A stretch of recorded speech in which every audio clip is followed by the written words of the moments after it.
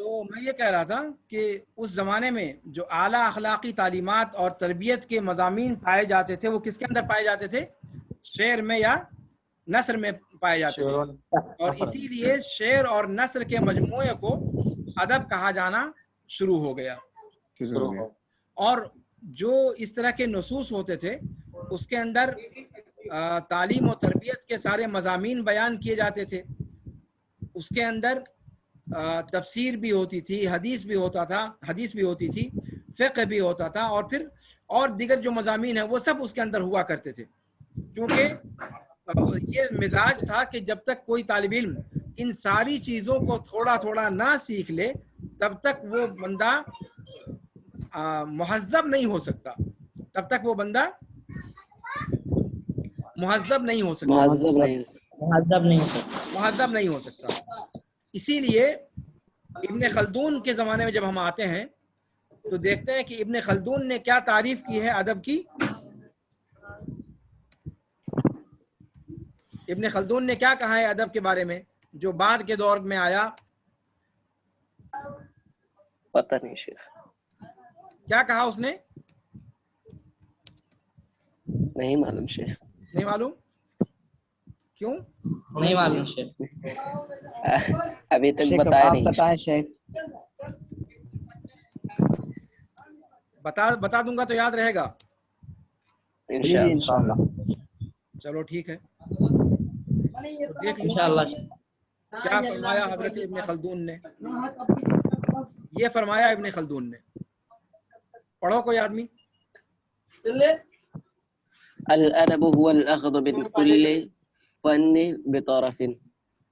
ابن خلدون نے کیا تعریف کی ادب کی کہ ادب کہتے ہیں الادب هو الاخذ من كل فن بطرف، هو الاخذ من كل فن بطرف۔ ادب کی تعریف ابن خلدون نے کیا کیا ہے کہ ہر فن سے تھوڑی تھوڑی چیزوں کو اخذ کرنا یہ ادب کہا جاتا ہے۔ یعنی اگر آپ کو ادیب بننا ہے تو آپ کو ادیب بننا ہے تو آپ تفسیر کی بھی جانکاری رکھیں، حدیث کی بھی جانکاری رکھیں، فقہ کی بھی جانکاری رکھیں، تاریخ کی بھی جانکاری رکھیں۔ سمجھ میں آ رہی بات؟ یعنی ہر فن سے تھوڑا تھوڑا یا ہر فن کے مبادیات سے آگاہی ضروری ہے اگر آپ ادیب بننا چاہتے ہیں۔ اگر آپ کیا بننا چاہتے ہیں؟ ادیب بننا چاہتے ہیں۔ ابن خلدون کی تعریف ہے ادب کی۔ اور وہ کیوں انہوں نے ایسا کہا کہ اس زمانے تک جو کتابیں لکھی گئی تھیں یا جو شعری دواوین مرتب کیے گئے تھے اس کے اندر یہ سارے کے سارے مضامین بیان کیے جاتے تھے، اور جب تک طالب علم ہر فن کے اندر تھوڑی بہت جانکاری نہ رکھے تب تک وہ صحیح طریقے سے ان کو سمجھ نہیں سکتا۔ اس لیے جو ہر فن کی بنیادی معلومات کا سیکھنا، ابن خلدون نے کہا کہ ادیب بننے کے لیے ہر فن کی بنیادی معلومات کا جاننا ضروری ہے۔ ٹھیک ہے مشائخ؟ جی شیخ۔ جی شیخ۔ تو یہ تھی ادب کی دلالت ابن خلدون کے زمانے میں۔ اور پھر اس کے بعد چلے آئیے آپ عصر حاضر میں۔ تو عصر حاضر میں ادب کو خاص کر دیا گیا شعر اور نثر کے ساتھ۔ فنی شاعری اور فنی نثر کو ادب کہا جاتا ہے، جس کو ہم اور آپ اپنے عام معنی میں ابھی استعمال کرتے ہیں کہ اشعار اور ادبی اصناف کو ہی ادب مانتے ہیں، جیسے افسانہ ہے، ناول ہے، ناولٹ ہے، ہاں اسی طریقے سے قصیدہ ہے، مرثیہ ہے، وغیرہ وغیرہ جو ادب کی مشہور اصناف ہیں انہی پر ادب کا اطلاق کیا جانے لگا۔ ابن خلدون کے زمانے میں ادب جس وسیع معنی میں تھا اس وسیع معنی میں اب استعمال نہیں کیا جاتا۔ اس لیے اگر کوئی محدث کوئی تحریر لکھتا ہے یا کوئی فقیہ کوئی تحریر لکھتا ہے تو اس کو ادب مانا نہیں جاتا۔ ادیب کی تحریر جو شاعر ہو یا انشاء پرداز ہو، ہاں उन्हीं की तहरीरों को अदब का हिस्सा माना जाता है। ठीक है मशाइख, ये अदब की हालिया दिलालत जी है। शेख। इंशाल्लाह किताब जब पढ़ेंगे तो फिर मजीद तफसीलात आएंगी। ये है अदब का मुख्तसर खाका। ठीक है, और इंशाल्लाह फिर अगले साल आप लोग तारीखुल अदब पढ़ेंगे तो उसमें फिर मजीद तफसीलात इंशाल्लाह आपको बयान की जाएंगी। तो जो दर्स दिया गया समझ में आया आप लोगों को? जी जी शेख। शेख। इस साल जो हमारे यहाँ मुतय्यन है वो है मुख्तारात मिनल अदब अल अरबी, अदब अरबी के शहकारे या शदरात, यानी मुंतखब बेहतरीन नुसूस। मुसन्निफ कौन है इसके? अबुल हसन अली अल हसनी अन-नदवी। ठीक है, इसके अंदर उन्होंने क्या किया है, जैसा कि नाम से जाहिर है, शुरू जमाने से लेकर के और आज तक अरबी जुबान में जो तहरीरें लिखी गई उनमें जो बेहतरीन तहरीरें उनके हिसाब से उनको लगी, उनको इस किताब के अंदर उन्होंने जमा कर दिया है ताकि तालिब इल्म उनको पढ़ करके और अदबी ज़ौक़ अपने अंदर पैदा करे। ये अलग अलग ज़माने के अच्छे अच्छे नुसूस को क्यों जमा किया है? ताकि तालिब इल्म अरबी ज़ुबान व अदब से शनासा हो, उसका रुमूज़ शनास बन जाए और अरबी ज़ुबान व अदब का सलीक़ा उसको आ जाए, खुद लिखना और पढ़ना सीखे और अच्छे कलाम को परखने का सलीक़ा उसके अंदर पैदा हो जाए। ये मकसद ले करके उन्होंने इस काम को किया। लेकिन इसमें किस हद तक कामयाब हुए, इंशाअल्लाह अगले दर्स में आपको इस पर गुफ्तगू करेंगे और उसी दर्स में इंशाअल्लाह दर्स भी शुरू कर दिया जाएगा इंशाअल्लाह। कोई सवाल अगर है आप लोगों का तो सवाल कर सकते हैं। आज के दर्स से मुताल्लिक कोई सवाल हो तो सवाल पूछ सकते हैं।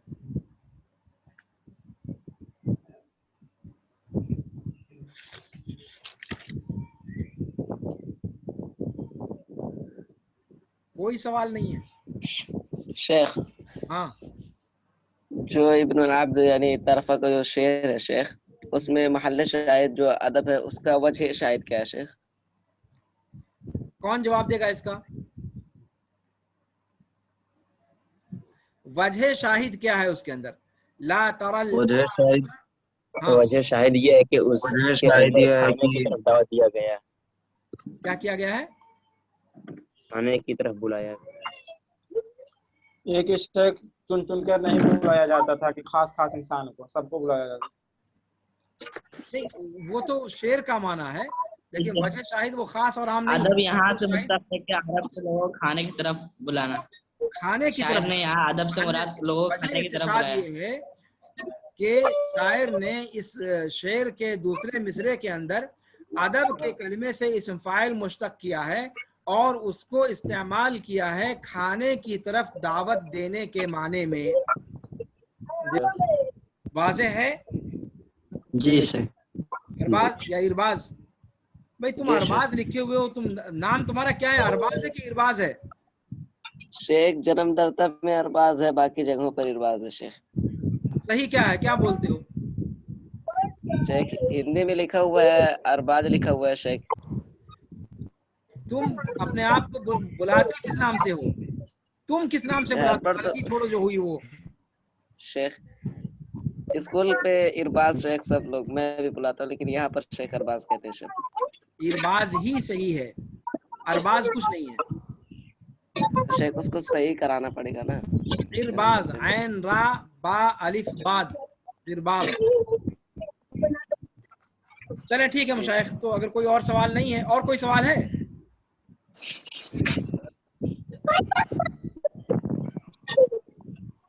शेख अदब का इतलाक शेर और नस्र की शक्ल में किसके ज़माने में मुंतकिल हुआ शेख? अब शेर और नस्र की दिलालत तो बहुत ज़माने से मौजूद है, लेकिन ये कि इब्न खल्दून के ज़माने तक उसके अंदर तफसीरी, हदीसी, फ़िक़ही मज़ामीन को भी कहा जाता था। अच्छा, वो असल में वो सब चीज़ें मैंने तफसील से आप लोगों को बताया नहीं। इब्न खल्दून ही ने अदब के 4 अरकान जिक्र किए हैं। इब्न खल्दून ने क्या कहा है कि अदब के 4 अरकान हैं। कितने अरकान हैं? चार अरकान। चार। 4 अरकान हैं। चलो लिख डालो इसको भी, अच्छी चीज है। पहला कौन है?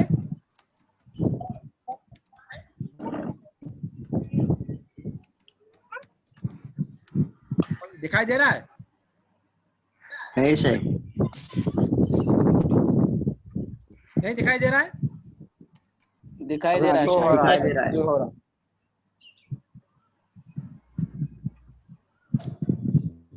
अदब के 4 अरकान हैं, यहां पर मैं लिख दूं।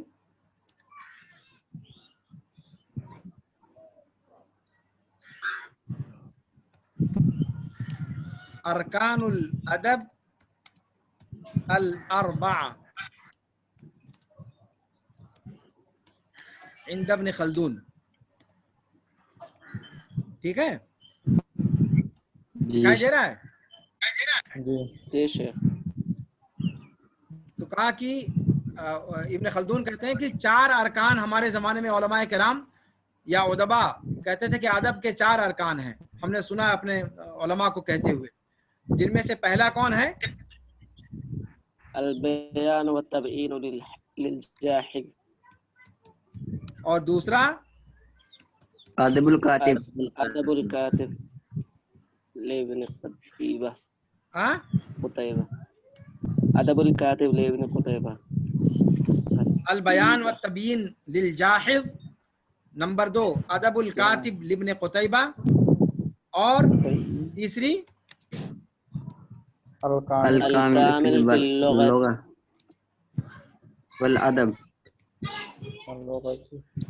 हाँ, अल कामिल फिल लुगत वल अदब लिल मुबर्रिद। और आखिरी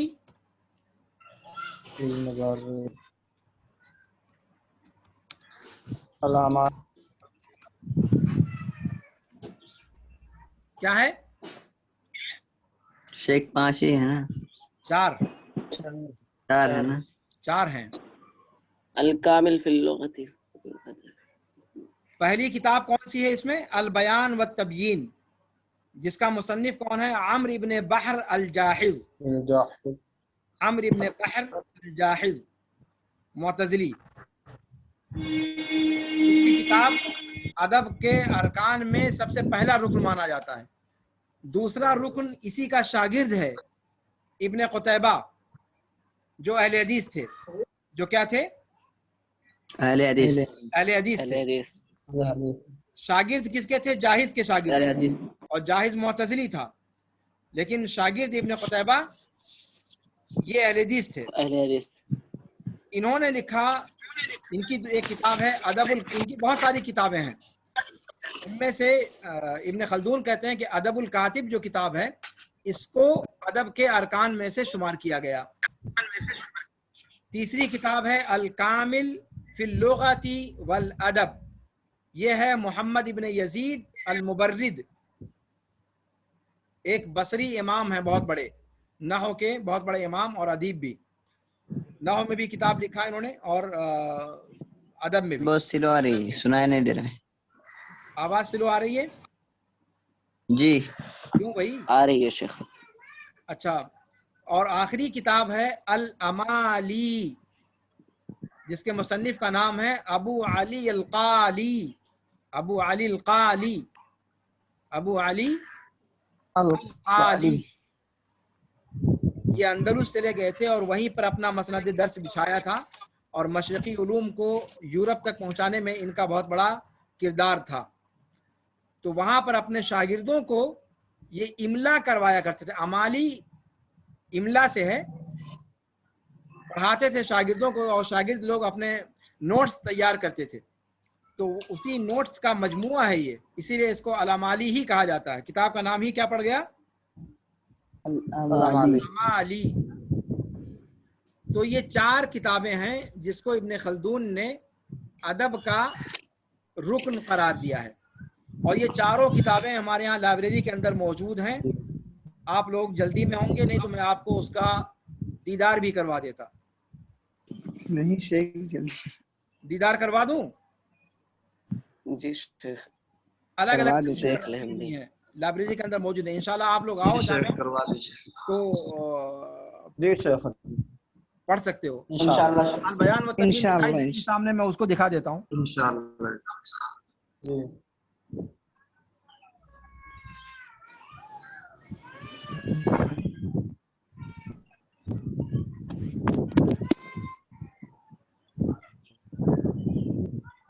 ये देखिए, ये है आपको अल बयान व तबयीन, ये 4 जिल्दों में है, दिखाई दे रही है? जी शेख, जी शेख, जी शेख। जी सर। अल बयान व तबयीन जाहिज की 4 जिल्दों में है। ये सिर्फ पहली जिल्द है, देखो लिखा भी हुआ है पहली जिल्द। इसी तरीके से जो चारों किताबें जो मैंने अभी बतलाया है, और इसके अलावा ढेर सारी किताबें हैं। अगर आप लोगों को पढ़ने का शौक है तो इंशाअल्लाह लाइब्रेरी आप लोगों के लिए यहाँ पर मुहैया है, जी शेख। और आ करके पढ़ सकते हैं इंशाअल्लाह। बहरहाल ये किताबें जिनको इब्ने खल्दून ने अदब के अरकान करार दिया है, इनके अंदर जो मज़ामीन बयान किए गए हैं, वो मज़ामीन शेर व शायरी के साथ साथ, शेर और नसर के साथ साथ आप इसके अंदर हदीस भी पाएंगे। कहीं आप देखेंगे कि हदीस पर बात चल रही है, कहीं कुरान की आयत पर बात चल रही है, कहीं कोई फ़िक़ही मसला छिड़ा हुआ है, कहीं पर इस तरह से तारीख़ी बात चल रही है, कहीं किसी ज़माने का कोई की हिकायत बयान की जा रही है। तो ये आम माने में अदब जिस ज़माने में इब्न खल्दून बतला रहे हैं, और इब्न खल्दून ने तारीफ़ भी इसी एतबार से किया है, तो उसमें सब कुछ होता था। लेकिन बाद में चलकर असर हदीस में जो है यानी इस ज़माने में आकर के अदब की दलालत को ख़ास कर दिया गया खाली इश्क़ व आशिक़ी और मोहब्बत के मौजू के साथ, हाँ, जिसमें खाली शायर, अदीब या शायर अपने मन की भड़ास निकालता है, उसको अदब कहा जाता है। बाकी अगर उसके अंदर तफसीर आ गई या हदीस आ गई तो उसको वो अदब नहीं माना जाता। लेकिन ये बहुत नाक़िस दिलालत है, लेकिन बहरहाल आम तौर पे यही समझा जाता है। जी शेख। ठीक है मशाइख, जी शेख। और कोई सवाल? शेख ये जो शेर व शायरी करते हैं शेख, ये सही है, दुरुस्त है? जैसे अपनी तरफ से जो बनाते हैं शायर लोग, या फिर किसी के मतलब कुछ गलत अशार भी होते हैं शेख? अब इसको मैं आशिकी अदब पर भी। पढ़ा रहा हूँ, इसमें तुम जायज़ नाजायज़ का फतवा पूछोगे, मैं मुफ्ती थोड़ी ना हूँ। अदब पढ़ रहे हो, एंजॉय करके पढ़ो। जी शेख। फतवा पूछना है, जामिया सिराजुल उलूम के अंदर मुफ्ती साहब मौजूद हैं। कौन शेख? वैसे अगर शेर व शायरी पढ़ना दुरुस्त ना होता, अगर शेर व शायरी अगर आप निकाल दोगे तो आप कुरान हदीस ही नहीं समझ सकते। कुरान हदीस आप समझोगे कैसे? जाहिली शायरी को पढ़ करके। जाहिली शायरी यही वो ज़ख़ीरा है जिसको कुरान करीम ने चैलेंज किया है। कुरान ने चैलेंज किसको किया है? इसी जाहिली शायरी को। व इन कुंतुम फी रैबिम मिम्मा नज़्ज़लना अला अब्दिना फ़अतू बिसूरतिन मिन मिस्लिही। किसको कहा कि लेकर के आओ? इन्हीं लोगों को जो जाहिली शायरी जिन्होंने की थी और जिनके पास जाहिली शायरी मौजूद थी। आपको मालूम है कि जाहिली शायरों में से भी बाज़ शुअरा मौजूद थे अल्लाह के रसूल के ज़माने में। याद है किसी को? कोई किसी का नाम बता सकता है? हसन बिन साबित। हस्सान बिन साबित वो जाहिली नहीं है, उनको मुखदरम कहा जाता है। उनको क्या कहा जाता है? ये लफ्ज़ ही नहीं सुना होगा। जी शेख नहीं।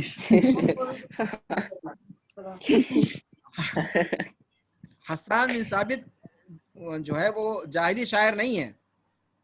हस्सान बिन साबित को कहा जाता है शाइरुन मुखदरम। क्या कहा जाता है? शाइरुन मुखदरम। दिखाई दिया? जी शेख। शाइरुन मुखदरम, वो जाहिली नहीं है। मुखदरम उन शुआरा को कहा जाता है जिन्होंने जाहिलियत का ज़माना भी पाया और इस्लाम का ज़माना भी पाया, और दोनों ज़मानों में बतौर शायर मशहूर रहे। एक एक चीज़ ज़हन में रखना, जिन्होंने जाहिली दौर पाया और इस्लामी दौर पाया, और दोनों ज़माने में बतौर शायर उनकी शोहरत रही। तो हस्सान बिन साबित 120 साल की उम्र थी इनकी, इन्होंने शतक मारा था, जानते हो ये बात? जी शेख। जी शेख। 120 पर आउट हुए थे, और जी, जी। उसमें 60 साल जाहिली दौर में और 60 साल इस्लामी दौर में, जी 50-50। शेख। तो अब जी, इनको जी। जाहिली माना जाए या इस्लामी माना जाए? सही तौर पर न जाहिली हैं न ही इस्लामी हैं। इस्लामी है। तो ना इस्लामी हैं ये और ना ही जाहिली हैं, तो फिर इनके लिए क्या जाहिली कहा जाए? तो इनके लिए अलग इस्तिलाह ईजाद की गई कि ये क्या है, मुखद्दरम। खज़रम। और किसी का नाम बताओ जो दोबारा कीजिए। क्या हुआ, कुछ कहा किसी ने? लबीद इब्ने रबिया, लबीद इब्ने रबिया, नाम सुना है इनका? नाम सुना है कि नहीं? नाम सुना है, ये दोबारा नाम जानते नहीं। नहीं। रबी बिन रबिया। लबीद इब्ने रबिया, नहीं सुना है नाम? दिखाई दिया? जी शेख। जी शेख। लबीद इब्ने रबिया, क्या नाम है? लबीद लबीद बिन रबिया। लबीदुद्दीन। लबीद बिन रबिया। दिखाई नहीं दे रहा क्या? दिखाई दे रहा है शेख।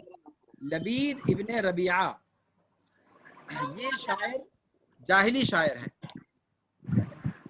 मुअल्लक़ात अस्सबअ जो आप लोग अगले साल पढ़ेंगे इंशाअल्लाह, या सबा मुअल्लक़ात जिसको आप कहते हैं, उसके अंदर इनका भी मुअल्लक़ा है। और सबा मुअल्लक़ात जो आप मशहूर है किताब, वो जाहिली शुअरा का कलाम है। लेकिन लबीद इब्न रबिया ने इस्लाम का ज़माना पाया, आप सल्लल्लाहु अलैहि वसल्लम पर पेश हुए, इस्लाम कबूल किया और जलीलुल क़द्र सहाबी के तौर पर रहे, लेकिन उसके बावजूद इनको जाहिली शायर माना जाता है। उसके बावजूद इनको जाहिली शायर। क्यों, कोई बताएगा वजह? इनकी उम्र शेख ज्यादातर जाहिली में गुजरी थी शेख। ज्यादातर जाहिली में गुजरी की बात नहीं है, उम्र तो इनकी भी अच्छी खासी रही और बहुत बाद तक जिए ये। लेकिन हुआ क्या कि इन्होंने शायरी जितनी भी की है वो जाहिली दौर में की है। इनकी शायरी जो भी है, जितनी भी है, वो कब की है? जाहिली दौर में।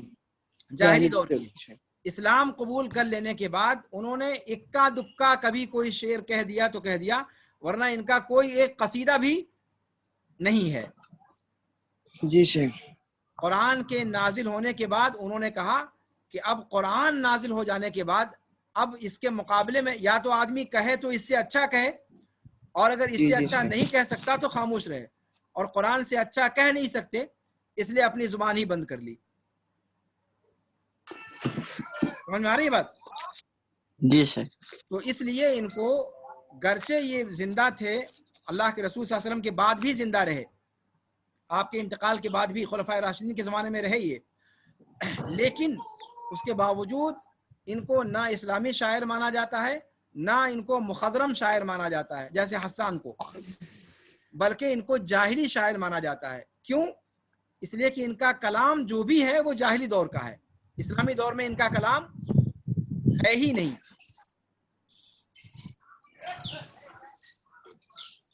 ये बात किस पर आई थी? शायर का नाम पूछ रहे थे शेख आप, किसी जाहिली शायर। किस शायर का?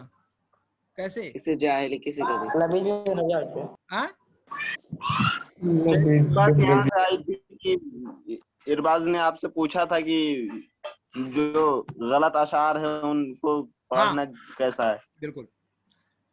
तो जाहिली शायरी जो है, जिसको कुरान ने चैलेंज किया है, वो जाहिली शायरी है, और जाहिली शायरी पढ़े बगैर कुरान करीम की ताबीरात को समझा नहीं जा सकता, इसलिए कि कुरान उन्हीं की ज़बान में उतरा है, बिलिसान अरबी मुबीन, और लिसान अरबी मुबीन ये वही थी जो उस ज़माने में जाहिली शुअरा ने अपने बाद के लोगों तक पहुँचाई। इसीलिए हमारे बाज़ असातिज़ा हैं, जामे अज़हर के एक उस्ताद हमारे بہت اس وقت بلاغہ کے پوری دنیا کے سب سے بڑے عالم مانے جاتے ہیں، دکتور محمد ابو موسیٰ، اور اس سے پہلے ایک بہت مشہور محقق گزرے ہیں محمود محمد شاکر.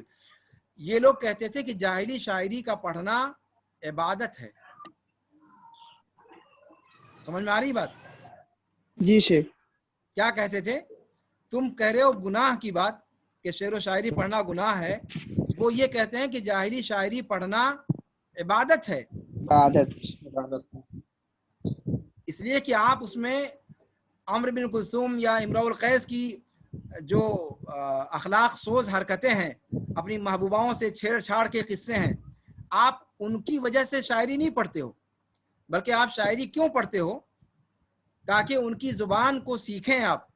اس لیے کہ ان کی زبان کو سیکھے بغیر نہ قرآن آپ سمجھ پائیں گے نہ حدیث سمجھ پائیں گے. جی شیخ. اگر آپ کا ارادہ یہ ہے کہ ہم قرآن و حدیث سمجھنا چاہتے ہیں اور قرآن و حدیث کو سمجھنے کے لیے شعر کو سمجھنا ضروری ہے، تو پھر شعر کا پڑھنا بھی عبادت ہو گیا. جی ارباز میاں سن رہے ہو کہ نہیں؟ جی شیخ. جی. اب باقی رہا فتوے کا مسئلہ، تو اب وہ تو آپ کے مفتی صاحب دیں گے.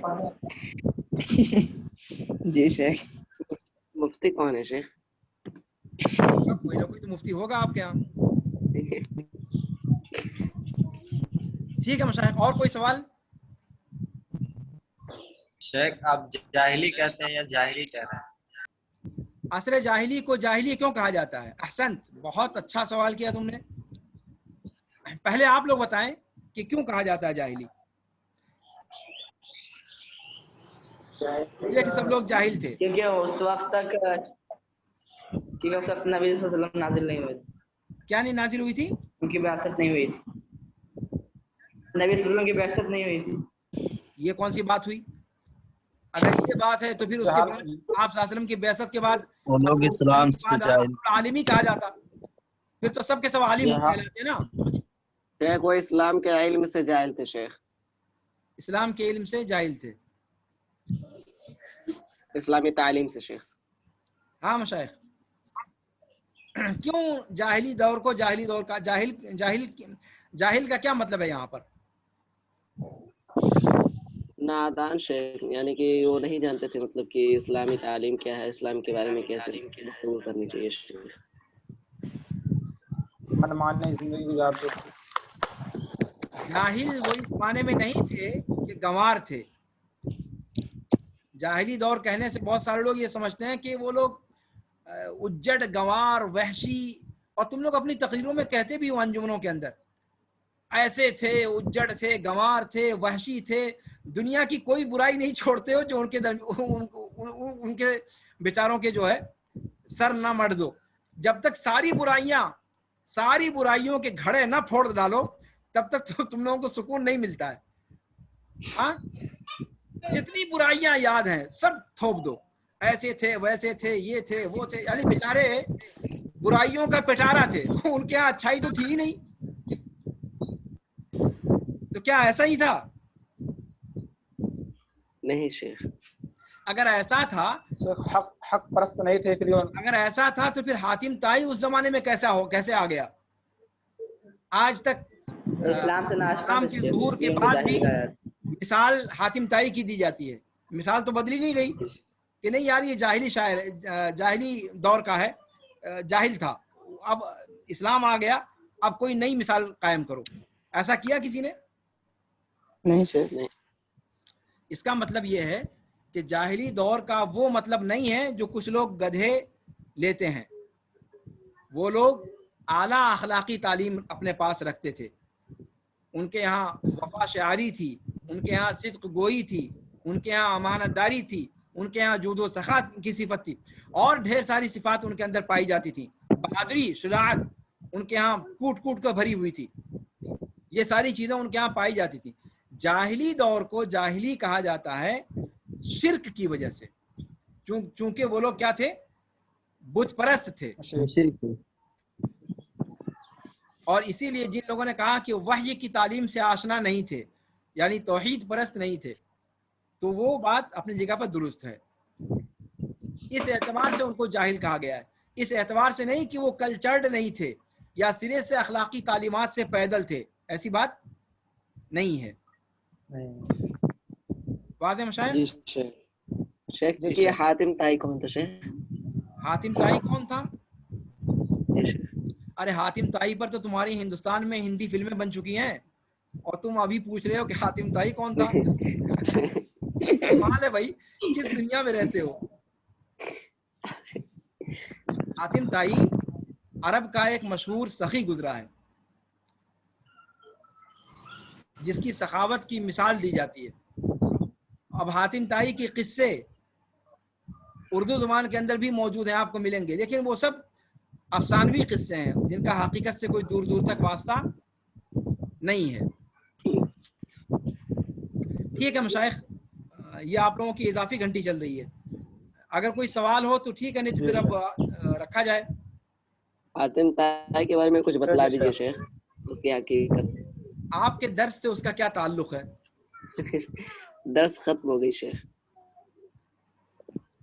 چلو ٹھیک ہے، پھر انشاءاللہ ملتے ہیں اگلے درس میں. جی اپنے سے آپ لوگ دیکھ لیجئے جی نا، شیخ. اپنے سے دیکھ لیجئے. اب آپ ماشاءاللہ آپ سب لوگوں کے پاس ملٹی میڈیا موبائل ہے. کہاں ملے گی شیخ؟ ہر جگہ سب ملے گا، پھینک دیتے ہیں ہر جگہ ملے گا. یوٹیوب پہ. ویکیپیڈیا پہ دیکھ لو، ویکیپیڈیا پہ آپ کو پورا اس کی سوانح مل جائے گی.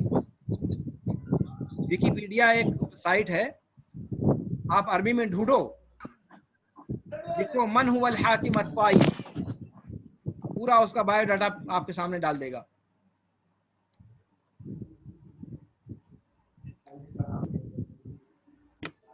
جی شیخ.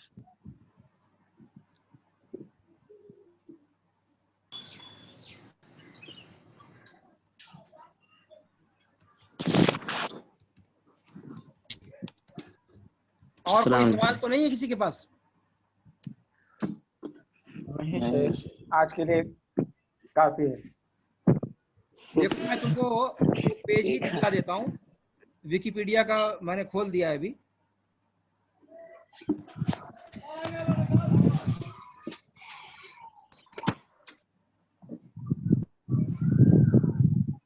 دکھائی دے رہا ہے؟ جی شیخ. جی شیخ. یہ ہے حاتم جی طائی. سر. اس کا پورا دیکھو یہاں پر لکھا ہے اسمہ و نسبہ سکنہ ذکرہ فی الحدیث النبوی کرمہ اشعارہ وفاتہ. ہاں پورا ان کا ڈیٹیل دیا ہوا ہے. اردو میں نہیں آئے گا شیخ؟ ارے عربی کیسے آپ لوگ سمجھیں گے عربی شیخ؟ زبان دیکھو گے کہ اردو میں دیکھو گے؟ چقندر. شیخ ابھی اتنا عربی.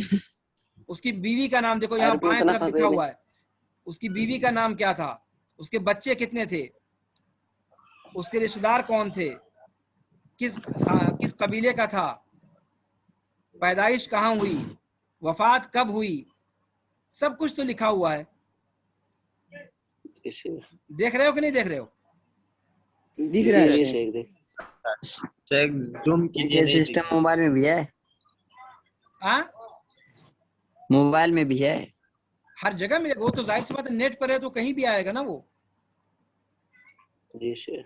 شیخ ویب سائٹ کیسے کھولیں گے؟ ارے گوگل پہ آپ لکھو نا، میں نے کہا نا کہ لکھو من هو الحاتم الطائی، گوگل پہ لکھو، وہ پورا آپ کو دے دے گا. اچھا اس کو اردو میں بھی آپ چاہو تو اردو کے اندر بھی اسی سے یہ ویب سائٹ ہی اردو میں آپ کو دکھلا دے گی.